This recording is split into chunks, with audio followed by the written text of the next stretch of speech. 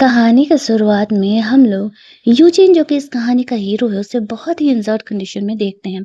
साथ ही में टीवी पे न्यूज चल रहा था।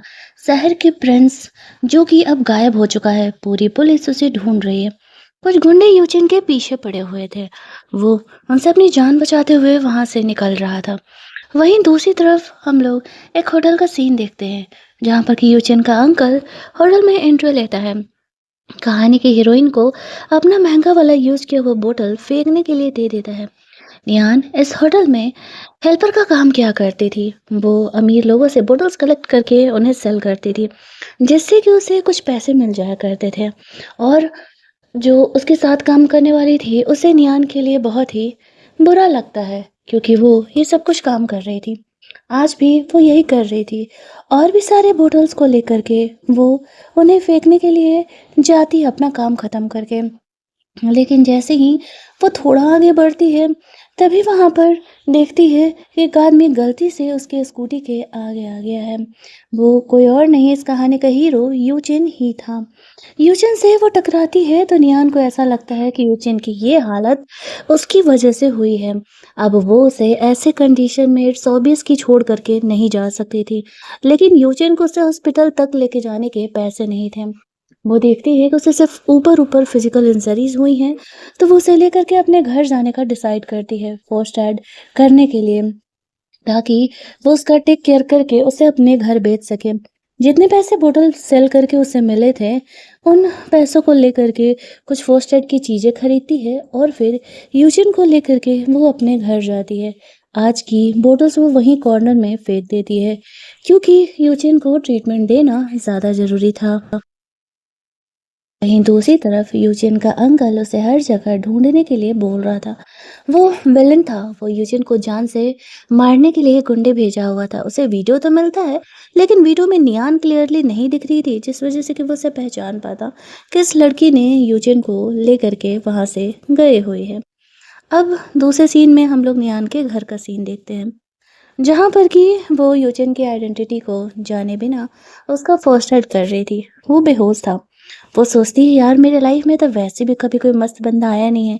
इसको तो एब्स है, इसके चेस्ट मसल भी इतने ब्रॉड है, इतने स्ट्रांग है। अगर मैं थोड़ा सा टच भी करती हूँ तो क्या ही जाएगा। ये सोचते हुए उसके मसल्स को टच करने लगती है। तभी यूजिन को होश आता है और वो निहान पर गुस्सा करने लगता है। उसे ऐसा लगता है कि वो दुश्मन गैंग की तरफ से आई हुई है। नैनो से कहती है, तुम मेरी स्कूटी से गलती से टकरा गए थे, तो मैं तुम्हें ट्रीटमेंट करने के लिए यहाँ लेकर के आई हूँ। यूचेन उसे कहता है, ट्रीटमेंट करने के लिए इंसान हॉस्पिटल लेकर के जाता है। निहान कहती है, मेरे पास हॉस्पिटल तक के लिए पैसे नहीं हैं। बोटल्स बेच करके जो मुझे पैसे मिले, मैं यहाँ पर तुम्हारा ट्रीटमेंट के लिए लेकर के आई हुई हूँ। इसी वजह से मुझसे और ज़्यादा की उम्मीद मत रखना। यूचेन नियान की बातों को सोचता है कि शायद वो सही कर रही है। नियान एक अननोन इंसान है, जिसको कि ऐसा लग रहा है उसकी स्कूटी से यूचिन की ये हालत हुई है। वो साइड में बैठ जाता है। तभी टीवी पर न्यूज़ चल रहा था। दो लोगों की डेड बॉडीज मिली हैं। नियान उसे देखते ही पहचान जाती है। यूचिन कहता है, तुम इन्हें जानती हो, इनसे मिली हो? नियान उसे कहती है कि जब मैं अपने ऑफिस से आ रही थी, तब ये दोनों गलती से मुझसे टकरा गए थे। मुझे सॉरी बोलने के बजाय मुझसे लड़ रहे थे, तो मैंने कुछ बोतल्स इन पर फेंका था, बस इतना ही जानती हूँ। लेकिन ये मारे कैसे गए? उसे लग रहा था कि कहीं ये उसके बोतल फेंकने की वजह से तो नहीं हुआ ना।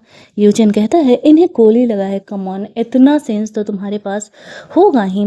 निहान उससे कहती है, चलो अब जब तुम ठीक हो और मेरी वजह से तुम्हें चोट नहीं लगा है, तो मैंने जो तुम्हें फर्स्ट एड किया है उसके पैसे तुम मुझे दे दो। यूचेन अपना फ़ोन चेक करता है। वो कहती है, देखता है उसका फ़ोन एक्चुअल में बंद है। वो कहता है उसका फ़ोन ख़राब हो चुका है, जैसे उसे उसका फ़ोन मिलेगा उसका पेमेंट कर देगा। लेकिन यान उस पर भरोसा नहीं कर रही थी। अगर वो भाग गया तो वो यही उससे बात कर रही। तभी नियान की आंटी आने लगती है। उसके मॉम डैड के गुजरने के बाद उसे आंटी ने उसे पाल पोस करके बड़ा किया था। वो यूजिन को छुपने के लिए बोलती है। यहाँ की कहती, आई नो मेरी बेटी लिली ने तुम्हारा बॉयफ्रेंड वो पटा लिया, लेकिन बहनों के बीच ये मिस्ट्रेस जैसी चीज़ें नहीं होती। तुम्हारा बंदा तुम्हें खुद तुम्हारे साथ नहीं रहना चाहता था, इसी वजह से तो उसने मेरी बेटी को चूज किया है। कोई बात नहीं, मैं तुम्हारे लिए ब्लाइंड डेट्स अरेंज कर रही हूँ ना, तुम्हें भी तुम्हारे सपनों का राजकुमार मिल जाएगा। यूजिन इन बातों को सुन रहा था। उसे उनकी इन बकवास बातों को सुन करके तो गुस्सा ही आ रहा था। निहान की आंटी को लगने लगता है कि कहीं निहान ने कोई लड़का तो नहीं छुपाया है। वो निहान की शादी जल्दी ही कर देना चाह रही थी ताकि लिली के लिए वो खतरा ना बने। उन्हें डर था कि वो कभी भी पलट सकता है और वो वापस से निहान के पास जा सकता है। अब निहान जो थी जैसे तैसे करके अपनी आंटी को वहाँ से भेज रही थी। उसे ब्लाइंड डेट्स पर नहीं जाना था। उनके ब्लाइंड डेट्स बहुत ही घटिया हुआ करते थे। तभी वहाँ पर निहान की पड़ोसी वाली दादी आ जाती है जो कि उसको बहुत ज़्यादा ही मानती थी। वो आ करके उसकी आंटी को डांट करके वहाँ से जाने के लिए कहती है। वो निहान को अपनी पोती की तरह मानती थी और उन्हें पता था कि उसके लाइफ में कितने सारे प्रॉब्लम्स है। उनके जाने के बाद वो निहान को समझाती है, डोंट वरी बेटा, मैं हूँ तुम्हारे साथ। मेरे होते हुए तुम्हारी आंटी तुम्हें ज़्यादा परेशान नहीं कर पाएगी। दादी के जाने के बाद नियान यूजिन को बाहर आने के लिए कहती है। वो कपड़े पहन के अब यहाँ से जा रहा था। नियान को बोलता है वो उसके पैसे जल्दी ही ट्रांसफ़र कर देगा। नियान कहती है, तुम मुझे पैसे मत दो, बदले में कुछ दिनों के लिए तुम मेरे फेक बॉयफ्रेंड बन जाओ। मुझे ब्लाइंड डेट्स पर नहीं जाना है और मेरी जो आंटी है वो मुझे ब्लाइंड डेट पर भेजेंगी ही। इस बात पर यूजिन उसे मना कर देता है और कहता है कि तुम बॉयफ्रेंड हायर कर लो, मैं ये सब काम नहीं करने वाला हूँ। ये कहते हुए वो वहाँ से निकल जाता है। लेकिन जैसे ही वो बाहर जाता है तो देखता है उसके उस बदमाश अंकल ने यूजिन के लिए इनाम रख दिया है कि जो भी उसे ढूंढेगा वो उसे 10 मिलियन देने वाला है। अब उसे पता लगाना था कि यूजिन जिंदा है या मर गया। सब यूजिन को पहचानने लगते हैं तो वो वापस से नियान के घर आ जाता है। इधर नियान अपनी सेविंग को काउंट कर रही थी कि बॉयफ्रेंड हायर करने में उसे कितने पैसे लगेंगे। उसे अपने डैड की बातों को याद आता है। नियान जो ये चश्मा पहनती है वो भी उसके डैड की तरफ से दिया हुआ उसका अंतिम ही गिफ्ट था। तभी यूजिन यहाँ पर आ जाता है। निहान पूछती है वो यहाँ क्या कर रहा है। यूजिन कहता है कि मैं तुम्हारा बॉयफ्रेंड बनने के लिए तैयार हूँ। निहान कहती है ज़रूरत नहीं है, मैंने बॉयफ्रेंड हायर करने का सारा कैलकुलेशन कर लिया है। इस बात पर यूजिन उसे कहता है, मैं तुमसे पैसे नहीं लूँगा, बदले में तुम मुझे सिर्फ 1 महीने के लिए अपने घर पर रहने दो। निहान कुछ सोचते हुए उसकी बात मान जाती है क्योंकि यूजिन बहुत ही हैंडसम था और वो ये काम नहीं करता था। तो उसकी आंटी लोगों को ये बात भरोसा करना थोड़ा ज़्यादा आसान हो जाएगा कि यूजिन यहाँ पर उसका हायर किया हुआ बॉयफ्रेंड नहीं है। निहान का कमरा बहुत छोटा था, सोने के लिए अदर बेड नहीं था, इसी वजह से वो यूजिन को बाथ टब में दे देती है सोने के लिए। बेचारा यूजिन चुपचाप उसी में एडजस्ट हो लेता है। नियान बेड पर सो रही थी। रात में जब वो सो जाती है तब यूजिन की नींद खुलती है। वैसे भी वो इधर उधर परेशान ही हो रहा था। उस छोटे से बाथ टब में भला किसे ही नींद आने वाला है। यूजिन अपने सेक्रेटरी को कांटेक्ट करने का कोशिश करता है जो उसका इकलौता सहारा था जिस पर कि वो पूरी तरीके से भरोसा कर सकता था। लेकिन सोचता है कि नहीं, इससे नियान की भी जान को खतरा हो सकता है। आज रात उसे ऐसे ही बितानी होगी। वो जैसे तैसे करके सो जाता है। वहीं दूसरी तरफ यूजिन का अंकल अपने सेक्रेटरी पर गुस्सा कर रहा था कि यूजिन अब तक मिला क्यों नहीं है, कौन उसे लेकर के गया है, पता लगाओ। उसका सेक्रेटरी मेहनत तो कर रहा था लेकिन उसे निहान के बारे में कोई आइडिया नहीं हो पाता है। वहीं अगले दिन निहान अपने होटल में जाती है तब उसे पता चलता है कि उस प्रिंस को खोजने पर 10 मिलियन का अवार्ड मिलने वाला है। वो भी उस प्रिंस को ढूंढने में लग जाती है। काफ़ी खुश थी वो ये सोच कर के कि अगर उसे 10 मिलियन मिल गया तो फिर तो उसके मज़े ही आ जाएँगे। ये सब कुछ सोचते हुए वो अपने काम में लग जाती है। बहुत ज़्यादा ही सही कर रही थी। तभी वहाँ पर वो यानी निहान का एक्स बॉयफ्रेंड और लिली आ जाता है। वो दोनों ने यहाँ पर वीआईपी सूट बुक किया था और निहान को अपना as a caretaker hire किया हुआ था। हुगो को देख करके निहान मुँह बना लेती है। वो बिल्कुल उसे देखना नहीं चाह रही थी। लेकिन वो यहाँ पर ये सोचता है कि जैसे भी वो नियान से ब्रेकअप कर चुका है वो लिली के साथ है। लिली उसे छोड़ नहीं रही थी। नियान को उसे सर्व करने के लिए लिली जानबूझ करके बोलती है। वो तो अब भी लिली नियान के पीछे ही पड़े रहता है। एज यू नो, लड़के कभी एक के लिए दूसरे को नहीं छोड़ते हैं। तो उसे यहाँ पे इस तरीके से दोनों ही चाहिए था। लेकिन नियान ने जब से ब्रेकअप कर लिया तब से उसके मन में उसके लिए कोई भी फीलिंग नहीं थी। यहाँ पर वो उन दोनों को होटल में लेकर के जाती है जहाँ पर कि जो लिली थी वो जानबूझ करके नियान से कभी प्रोटेक्शन मंगा रही थी उसे दिखाने के लिए, उसे जलाने के लिए कि वो इंटीमेट हो रहे हैं। लेकिन उसे नहीं पता था कि नियान को अब इन बातों से फ़र्क ही नहीं पड़ता है। जानबूझ करके लिली उसे अपना वॉशरूम क्लीन करने के लिए बोलती है। नियान ये भी करने के लिए तैयार थी, कस्टमर को सर्व करना उसका काम था, वो चुपचाप अपना काम कर रही थी। लेकिन लिली को इसमें भी चैन नहीं था। वो उसे परेशान करने के लिए चली जाती है और जानबूझ करके उसका चश्मा, जो कि नियान के लिए बहुत ही इम्पोर्टेंट है, उसे तोड़ देती है। अब तक नियान सब कुछ बर्दाश्त कर रही थी, लेकिन जैसे ही लिली ने उसका चश्मा तोड़ा, उसका गुस्सा 7वें आसमान पर चले जाता है। वो गुस्से में यहाँ पर लिली और वो दोनों की पिटाई लगा देती है, क्योंकि वो अपने पापा के इस चश्मे को कभी खोना नहीं चाहती थी। अब वो यहाँ पर एक नॉर्मल हेल्पर के तौर पर काम कर रही थी, तो ऑब्वियस सी बात है मैनेजर तक उसका कंप्लेन चले जाता है। मैनेजर को नियान को देख करके लगता है कि नियान वही गर्ल है जिसने कि यूजिन को बचाया था। अब वो दोनों इस होटल के वीआईपी कस्टमर्स थे, तो नियान को उसे सॉरी तो बोलना पड़ेगा। वो सैड होकर के घर जाती है यूजिन के लिए खाना लेकर के। वो उसे पूछता क्या हुआ, तुम्हें किसी ने परेशान किया? नियान उसे पूरी कहानी बता देती है। यूजिन को पता चलता है नियान उसी के होटल में काम करती है, लेकिन वो उसे फिलहाल इस बारे में नहीं बताता है। वो नियान का हेल्प तो करना चाहता था, लेकिन अभी डायरेक्ट सामने आकर के वो उसका हेल्प नहीं कर सकता था। उसे पहले अपने सेक्रेटरी से मिलना होगा। तभी वो नोटिस करता है कि कोई यहाँ आया है। वो नियान से नाइफ मांगता है। उसके पास एक छोटू सा नाइफ था। वो नियान को अंदर जाने के लिए बोलता है, उसकी सेफ्टी के लिए। तभी यूजिन का सेक्रेटरी उसे आता है। शुरुआत में तो यूजिन उस पर अटैक कर रहा था, उसे अपना दुश्मन समझ करके, लेकिन उसका सेक्रेटरी कहता है अरे बॉस मैं हूँ। वो दोनों यहाँ पर एक दूसरे से मिलते हैं। नियान बाहर आती है। उसका सेक्रेटरी को यूजन इशारा करता है कि इसे मेरे बारे में नहीं पता है। उसे कहता है कि ये मेरा दोस्त है और उस रात जो गुंडे मेरे पीछे पड़े थे उनको ठिकाने लगा करके ये मुझे बचाने के लिए आया हुआ है। अब उसके सेक्रेटरी से वो बाहर बात करने के लिए जा रहा था, तभी कोई उसके गेट पर आ जाता है। वो दोनों अंदर छुपे थे। वो यहाँ पर निहान से झूठ-मूठ का माफ़ी माँगने के लिए आया हुआ था और कहता है देखो, अगर तुम बस लिली से जाकर के माफ़ी माँग लो तो तुम्हें तुम्हारी जॉब वापस मिल जाएगी, वरना मैनेजर तो तुम्हें जॉब से निकाल ही देगा। तुम ना मेरे साथ मेरी हिडन गर्लफ्रेंड बन के रहो, मैं तुम्हें हर महीने 10,000 रुपए दिया करूँगा। निहान उसे कहती है कि अगर तुम्हारी नौटंकी नहीं होती तो मुझे ये सब कुछ झेलना नहीं पड़ता और अब यहाँ तमाशा दिखाने के लिए आए हो। जब लिली के साथ हो तो जाकर उसी के साथ रहो ना। तभी वहाँ पर हुओ को अंदर से कुछ आवाज़ आ रहा था, वो देखने के लिए जाता है तो यूजन उसका सेक्रेटरी उसे वहीं पर बेहोश कर देता है। तभी ग्रैंडमदर भी आने लगती है। नियान अब 3 दिन लड़कों के साथ थी यहाँ पर। ग्रैंडमदर को ये बातें बता करके परेशान नहीं करना चाहती थी।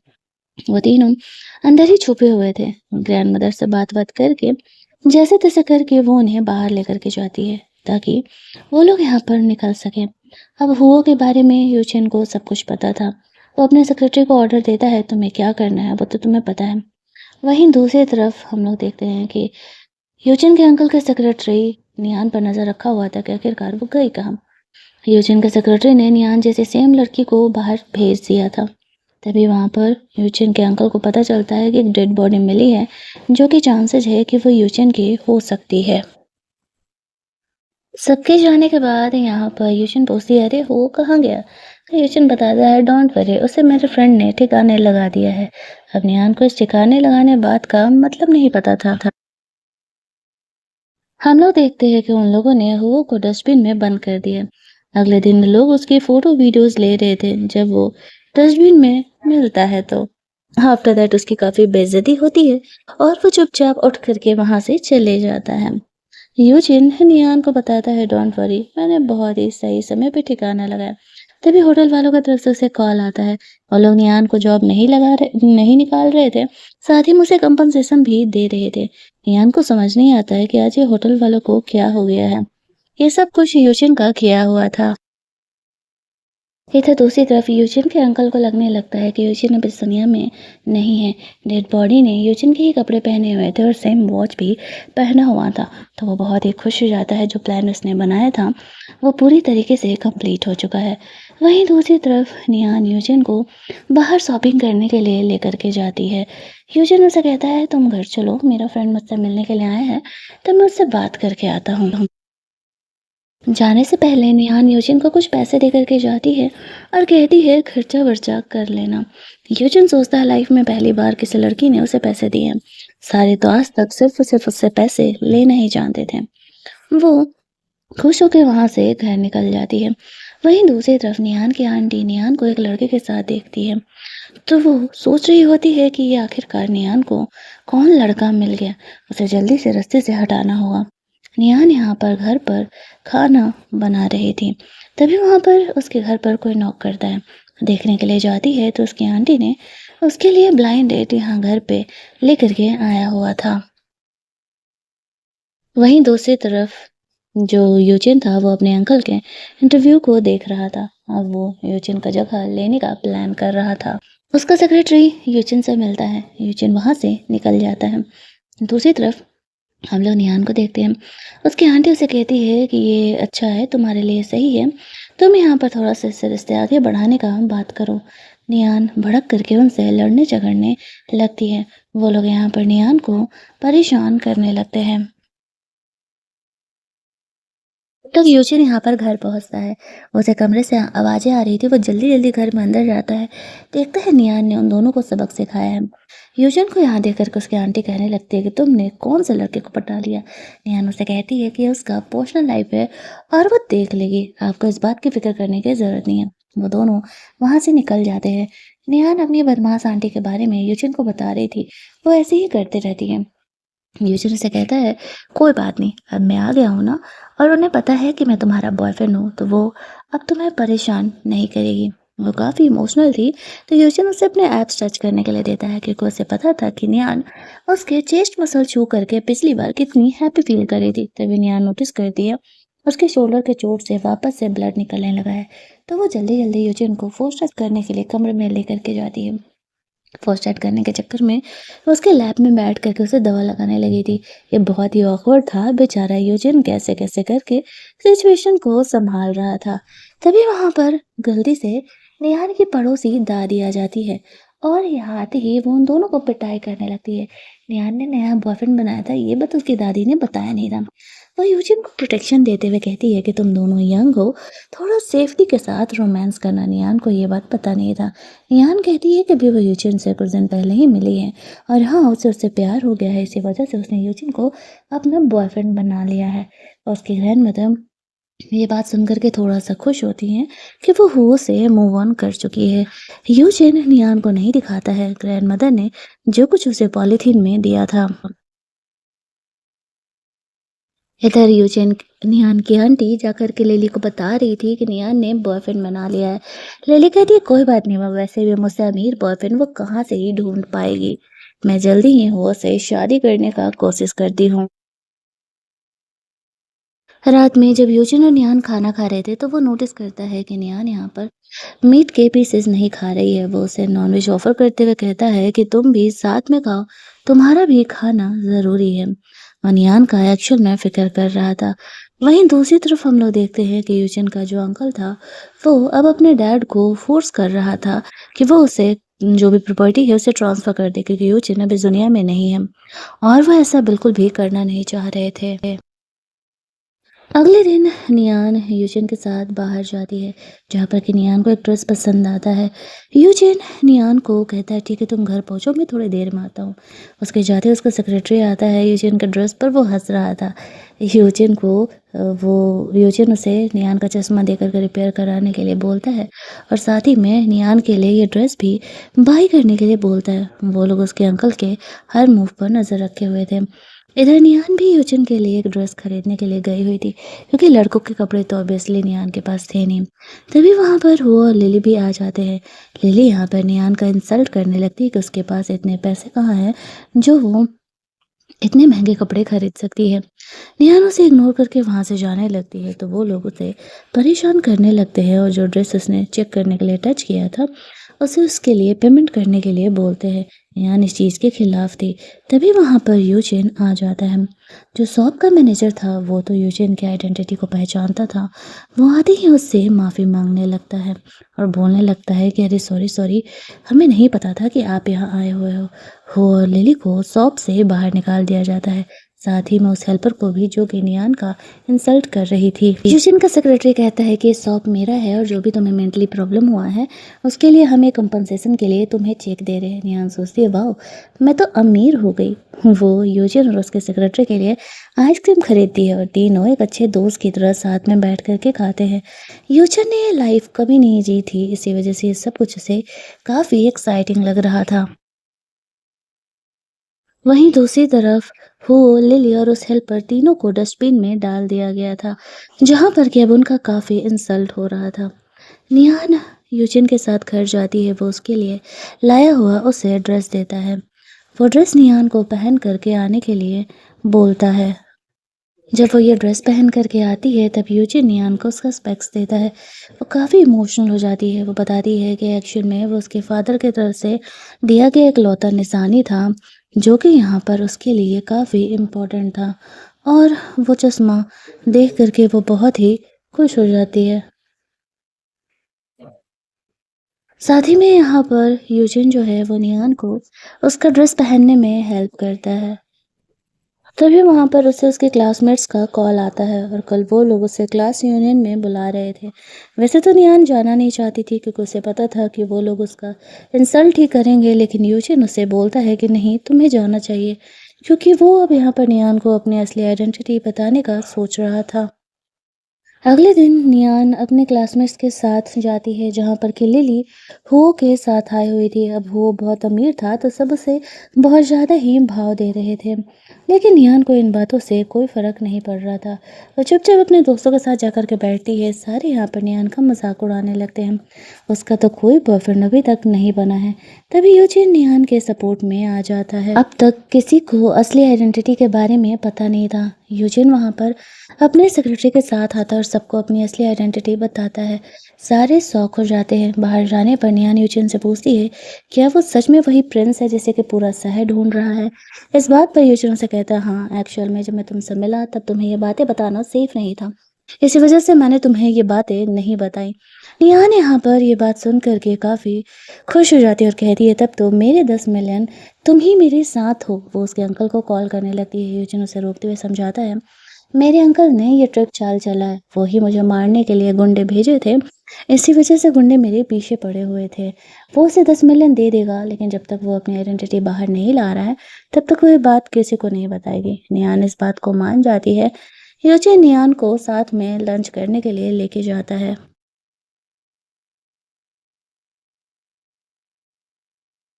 वो उसे एक महंगे से रेस्टोरेंट में लेकर के जाता है। नियान ने इतना महंगा खाना तो एक्चुअल में पहले कभी नहीं खाया था। उसे यूजिन के साथ बहुत ही अच्छा लगता है। खाना वाना खा के वो लोग उसके घर लौटते हैं। यूजिन ने कैमरे में जानबूझ करके अपना फेस दिखाया था। उसे पता था हुओ का सेक्रेटरी उस पर नजर रखा हुआ है। वो डर के मारे हुओ को ये बातें बता भी नहीं सकता था, क्योंकि हुओ को लगेगा कि उसने ये काम अच्छे से नहीं किया और यूजिन अपने जिंदा है, तो वो पहले खुद ही यूजिन को मारना चाहता था। अगले दिन हुओ यूजिन के अंकल के सेक्रेटरी से मिलने के लिए जाता है। वो कहता है वो भी यूजिन को पसंद नहीं करता है और यूजिन से उसकी भी दुश्मनी है, तो क्यों ना दोनों साथ मिल करके काम करें। वो बता देता है कि नियान के साथ यूजिन रह रहा है और नियान कहाँ रहती है। यूजिन को पता था कुछ ही घंटे में उसका सेक्रेटरी उसे ढूंढते हुए ज़रूर आएगा। नियान को वो घर पर ही रुकने के लिए बोलता है, ये बोल करके कि वो ट्रैश फेंक करके आ रहा है। बाहर जाता है। उसके अंकल का सेक्रेटरी यहाँ पर आया हुआ था। तभी यूजिन ने अपने सेक्रेटरी और गार्ड्स को बुला लिया। उसका सेक्रेटरी उसे कहता है कि वो उसके अंकल के बारे में सारे उसके फ्रॉड के सबूत दे देगा, वो उसे जाने दे। यहाँ का काम निपटारा करके यूजिन घर जाता है। नियान के साथ एक छोटा सा रोमांटिक मोमेंट क्रिएट होता है। तभी वहाँ पर उसकी दादी आ जाती है। उसे यूजिन से अकेले में बात करना था। यूजिन से जब वो बात कर रही थी तो वो उसे नियान की कहानी बताती है।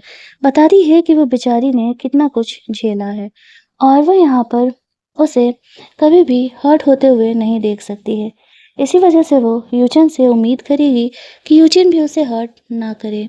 यूजिन दादी को प्रॉमिस करता है वो नियान को कभी हर्ट नहीं करेगा। अगले दिन यूजिन उसके अंकल के सामने जाने का डिसाइड करता है। उसके अंकल ने शेयर होल्डर की मीटिंग रखी हुई थी। सारे लोग वहां पर आए हुए थे, जो कि यहाँ पर अब जो उसका अंकल था सारी कंपनी को अपने नाम कराने वाला था। उसके डैड ऐसा नहीं करने चाह रहे थे। तभी वहां पर यूजिन उनके सामने आ जाता है। अपने अंकल के खिलाफ वो सारे सबूत यहाँ पर दे देता है। उसका सेक्रेटरी अब यूजिन के साथ काम कर रहा था, इसी वजह से उसके खिलाफ जितने भी फ्रॉड के सबूत थे वो सब कुछ सामने आ जाता है। यूजिन के अंकल को कंपनी से तो निकाला ही जाता है, साथ ही में उसे जेल भी भेज दिया जाता है, क्योंकि उन्होंने यूजिन के लिए एक्सीडेंट अरेंज किया था। अब यूजिन के ग्रैंडफ़ादर ठीक थे। उसके बेटे के जेल जाने के बाद यूजिन अपने ग्रैंडफ़ादर का अच्छे से ख़्याल रख रहा था। घर जाने के बाद वो ग्रैंडफ़ादर को बताता है कि उसे एक लड़की से प्यार हो गया, जिस लड़की ने उसकी जान बचाई थी और वो उसी के साथ रह रहा है। ग्रैंडफ़ादर खुश थे कि यूजिन के लाइफ़ में कम से कम कोई तो लड़की है जो कि जिससे कि अब वो प्यार करता है। वहीं दूसरी तरफ नियान घर जा रही थी, तेज बारिश हो रही थी। यूजिन से वो कांटेक्ट नहीं कर पाती है। उसे ऐसा लगता है कि कहीं यूजिन उसे सच में छोड़ करके तो नहीं चला गया। ऊपर से उसकी आंटी और लिली आकर के उसे अलग ही परेशान करने लगते हैं कि यूजिन ने उसका इस्तेमाल करके उसे छोड़ दिया। लेकिन तभी यूजिन यहाँ पर आ जाता है, उसकी आंटी और लिली को सबक सिखाता है। नियान उस पर गुस्सा कर रही थी कि वो उसे बिना बताए क्यों चला गया। यूजुन उसे कहता है, तुम्हारे लिए 10 मिलियन का चेक लेने गया था डार्लिंग। अब तुमने मेरे लिए इतना सब कुछ किया है तो मैं तुम्हारे लिए इतना तो कर ही सकता हूँ ना। और मुझे शेयर होल्डर की मीटिंग में जाना ज़रूरी था। मैंने बाद में तुम्हें कॉल किया था, पर तुमने मेरे कॉल का रिस्पॉन्ड नहीं किया। वो वापस से उसके घर जाता है। उसे नियान के ही घर रहना अच्छा लग रहा था। नियान उसे गर्म पानी देती है ताकि वो ठंड में भीगे ना और रिलैक्स फील कर सके। यूजिन को यहाँ पर उसके ग्रैंडफ़ादर का कॉल आता है। वो जल्दी ही नियान को उनसे मिलाने के लिए बोल रहे थे। नियान के लिए वो टेस्टी फूड मँगाता है और वो दोनों साथ में बैठ कर के यहाँ पर लंच करते हैं। लेकिन उस वज़ह से नियान को हो जाता है एलर्जी और वो काफ़ी ड्रंक हो जाती है। यूजिन और नियान यहाँ पर इसके बाद फर्स्ट टाइम इंटीमेट होते हैं।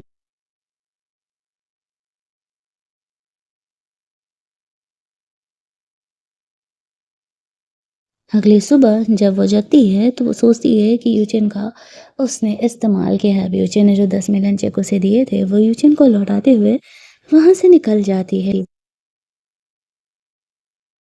यूजिन जग करके नियान का उसे लौटाया हुआ चेक देख करके सोचता है कि वो सच में उसे छोड़ करके चली गई। कल की सर्विस इतनी बुरी तो नहीं थी, क्या उसे पसंद नहीं आया? उसके मन में बहुत सारे सवाल थे। जब यूजिन नियान से कांटेक्ट नहीं कर पा रहा था तो वो सीधे उसके होटल पहुंच जाता है। नियान उसे देख करके ऐसे इग्नोर करती है जैसे कि वो बस उसका बॉस है और वो तो उसे इसके अलावा जानती ही नहीं है। लेकिन यूजिन के इरादे कुछ और थे नियान के होटल आने के।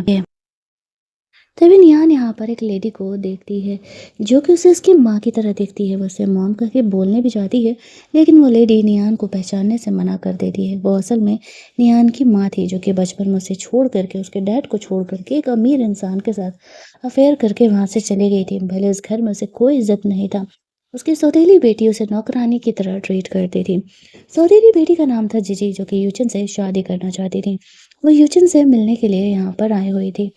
वो अपनी स्टेप मदर को घर की नौकरानी की तरह ट्रीट करती थी। नियान एक बार फिर उस लेडी से बात करने के लिए जाती है। वो बाहर जाती है, नियान को पैसे देते हुए कहती है कि तुम मेरी बेटी नहीं हो, मेरा पास्ट रिवील नहीं करो। मेरे हस्बैंड को पता नहीं है कि मेरी कोई बेटी भी है। नियान का दिल टूट जाता है, कोई औरत अपनी बेटी को ऐसा कैसे कर सकता है। तभी वहाँ पर यूजेन आता है, वो नियान का सपोर्ट करता है। नियान बहुत ही इमोशनल थी। यूजेन उसे गले लगा लेता है। निहान उसे सारी बातें बताती है। यूजिन उसे कहता है, कोई बात नहीं, मैं तुम्हारी फैमिली हूँ ना, तुम मुझे छोड़ कर के क्यों चली गई बताओ। मैं सुबह से तुम्हें खोज रहा था, तुम मुझे होटल में मिले तो तुमने मुझे पहचानने से ही इनकार कर दिया। ये सब कुछ चल ही रहा था कि तभी वहां पर उसे ग्रैंडफादर का कॉल आता है। ग्रैंडमदर ने यूजिन के साथ ही जीजी से करने के बारे में सोचा था, लेकिन यूजिन जीजी में इंटरेस्टेड नहीं था। अब जो ग्रैंडमदर थी ना, वो अपनी बेस्टी को होटल भेजती हैं यूजिन को कन्विंस करने के लिए। यूजिन जब जेसी से मिलता है तो फर्स्ट मीटिंग में ही वो उसे साफ तौर से मना कर देता है, ये कहते हुए कि वो उसमें इंटरेस्टेड नहीं है और वो किसी और लड़के को पसंद करता है। उसकी माँ उसे कहती है, डोंट वरी, मैं घर वालों से बात करती हूँ, वो ज़रूर ही तुम दोनों के रिश्ते के लिए हाँ कर देंगे। वहीं दूसरी तरफ हम लोग यूजिन की दादी के बेस्ट फ्रेंड को देखते हैं जो कि यहाँ पर मिलने के लिए तो आई थी जीजी से, लेकिन वो नियान से टकराती है। कोई वहाँ पर उसका हेल्प नहीं कर रहा था, लेकिन निहार यहाँ पर उनका हेल्प करती है, उनसे बातें करती है। बातों-बातों में वो लेडी बताती है कि एक्चुअल में उनकी पोती बचपन में खो गई थी और वो उसे कई सालों से ढूँढ रही हैं। निहान को ना जाने क्यों वो ग्रैंडमदर काफ़ी देखी-देखी सी लग रही थी, बट वो उन्हें ये बात बताती नहीं है, वरना ऐसा लगेगा उन्हें कि शायद वो उनका फ़ायदा उठाने का कोशिश कर रही है। यूजिन की दादी की बेइज्जती और नियान के बीच अच्छी खासी दोस्ती हो जाती है। इधर यूजिन ग्रैंडमदर से मिलता है, वो नियान का फोटो दिखाते हुए कहता है कि वो नियान से प्यार करता है। ग्रैंडमदर खुश हो जाती है और कहती है कि तुमने बिल्कुल सही लड़की को चुना है उनसे शादी करने के लिए। यूजिन ने नियान के लिए एक महंगा सा नेकलेस मंगाया था उसे गिफ्ट करने के लिए।